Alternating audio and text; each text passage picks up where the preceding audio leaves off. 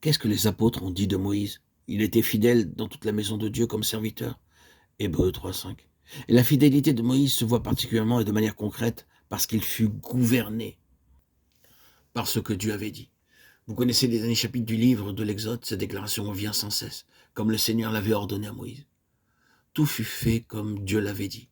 Dans toutes les parties de ce vaste ensemble que Moïse était chargé de construire et d'établir, tout était conforme jusqu'au moindre petit détail. Nous savons pourquoi, bien sûr. Nous avons ici l'illustration de ce qui a été dit précédemment concernant les principes. Dieu a toujours Christ en vue dans chaque détail. Ce système que Moïse avait institué était une représentation de Christ, quoique fragmentaire et limitée. C'est pourquoi il était nécessaire que dans le moindre détail, tout soit conforme à la pensée de Dieu. C'est une chose difficile et coûteuse. Mais vous ne pouvez pas avoir la révélation et progresser dans la révélation et en même temps accepter des compromis sur les détails. On risque de voir les choses diverger par rapport à la pensée du Seigneur. Vous n'êtes pas gouverné par la diplomatie, la politique ou par l'opinion générale. Vous êtes gouverné par ce que le Seigneur vous a dit dans vos cœurs, par révélation selon son dessein. C'est cela le ministère prophétique.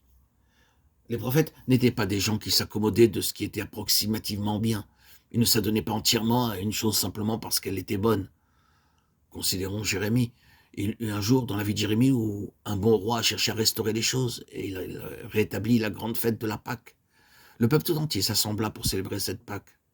C'était de toute évidence une grande occasion.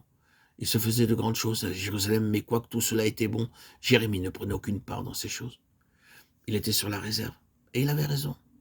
C'est après tout cela que l'on vit que ces choses étaient essentiellement extérieures, que le véritable cœur du peuple demeurait inchangé, les hauts lieux n'avaient pas été détruits, et la prophétie originelle de Jérémie était donc toujours d'actualité. Si la réforme avait été véritable, alors les prophéties de Jérémie concernant la captivité et la destruction de la ville n'auraient servi de rien.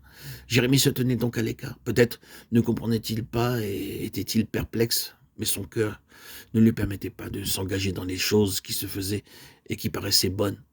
Ce n'est que plus tard qu'il a compris que cela ne venait pas d'un profond changement de cœur. C'est pourquoi le jugement devait s'exercer.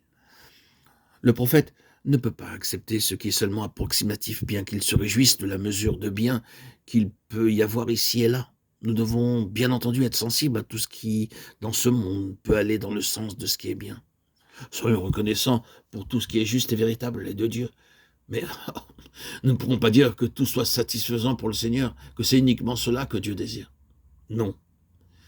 Le ministère prophétique est pleinement fidèle à la pensée de Dieu. C'est un ministère de conformité. C'est ce que signifie l'onction, et nous avons dit pourquoi. Car c'est Christ dans sa plénitude, dans tout ce qu'il signifie qui est en vue.